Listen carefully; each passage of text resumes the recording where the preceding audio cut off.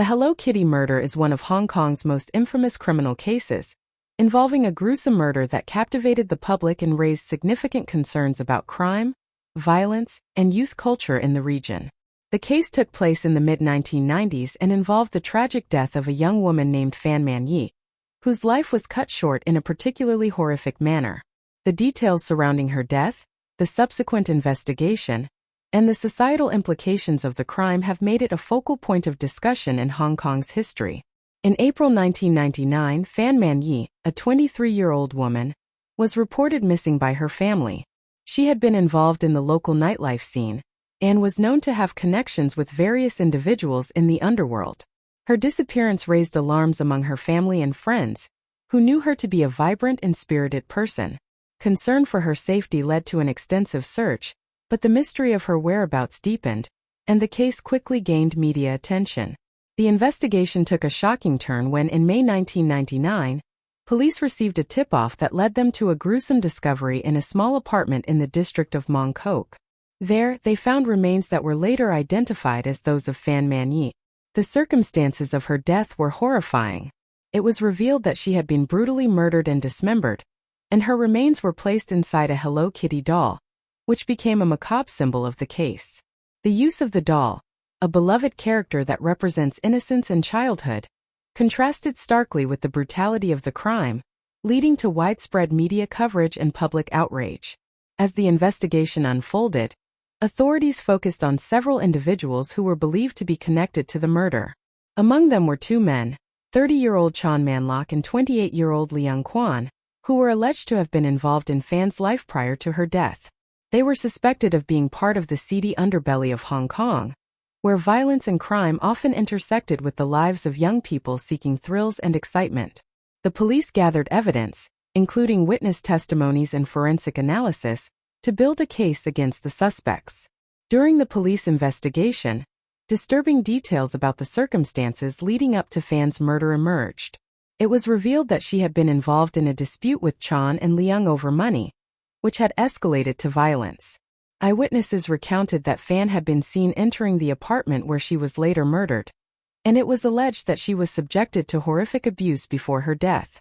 The brutality of the act shocked the public, and the case quickly became sensationalized in the media, capturing the attention of not only Hong Kong, but also the international community.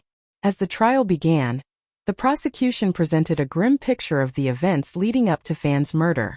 The defense, however, argued that the evidence was circumstantial and questioned the credibility of the witnesses. Despite the challenges, the prosecution sought to illustrate the nature of the crime and the depravity of the actions taken by the accused. As the trial progressed, gruesome details of the dismemberment were revealed, including the manner in which Fan's body had been cut up and the deliberate attempt to hide her remains. The media coverage of the trial was relentless, and the public was riveted by the unfolding drama. The phrase Hello Kitty murder quickly entered the lexicon of crime reporting, representing not just the brutality of the act, but also the cultural clash between the innocence represented by the Hello Kitty character and the violent reality of the crime. The juxtaposition of the beloved children's character with such a horrifying act fueled public interest and outrage, leading to widespread discussions about violence and its impact on society. Ultimately, the trial culminated in the conviction of both Chan and Leung.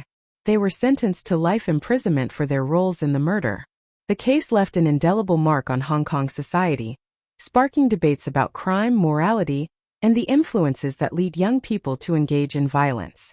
Critics argued that the Hello Kitty murder reflected deeper societal issues, including the glamorization of violence in popular culture and the role of poverty and social dislocation in contributing to criminal behavior. In the aftermath of the case, there was a noticeable shift in public perception regarding crime and safety in Hong Kong. The Hello Kitty murder served as a wake-up call, prompting discussions about the need for community engagement, crime prevention, and support for vulnerable individuals, especially young people who might be drawn into the world of crime. Social organizations and advocacy groups began to emerge, seeking to address the underlying issues that contributed to such violence and to promote a safer environment for all. Moreover, the case also raised questions about the media's role in sensationalizing crime. The coverage of the Hello Kitty murder was both intense and relentless, often focusing on the gory details rather than the broader societal implications. This led to debates about responsible journalism and the need for a more thoughtful approach to crime reporting, one that considers the impact of sensationalism on public perception and societal attitudes toward violence. In popular culture, the Hello Kitty murder has since been referenced in various forms of media, including films, documentaries, and true crime shows. These representations often grapple with the tension between the innocent image of Hello Kitty and the horror of the crime, reflecting society's struggle to understand and process such violence. The case continues to evoke strong reactions, serving as a reminder of the fragility of life and the complexities of human behavior. Today, the legacy of the Hello Kitty murder endures in Hong Kong's collective memory, symbolizing a tragic convergence of youth culture, crime, and the consequences of violence. The case remains a poignant reminder of the need for vigilance, community engagement, and a commitment to addressing the underlying issues that contribute to crime and violence. As society continues to grapple with these challenges, the lessons learned from the Hello Kitty murder serve as both a cautionary tale and a call to action, urging individuals and communities to work together to create a safer, more compassionate world. In conclusion, the Hello Kitty murder stands as a stark illustration of the complexities surrounding crime and its impact on society. It raises questions about morality, media representation, and the challenges of addressing violence in contemporary culture. As Hong Kong moves forward, the echoes of this tragic case will likely resonate, reminding us of the importance of understanding and addressing the root causes of violence and the need for compassion and support for those affected by it. Thank you for listening to another episode of Loopholery, your go-to podcast channel for quick, witty, and insightful takes on random topics, all in 8 minutes or less. Whether we're diving into quirky facts, exploring weird loopholes, or just pondering life's strange questions, we keep it short, fun, and engaging. Perfect for curious minds on the go. Like or subscribe, and get your fix of unpredictable knowledge bites.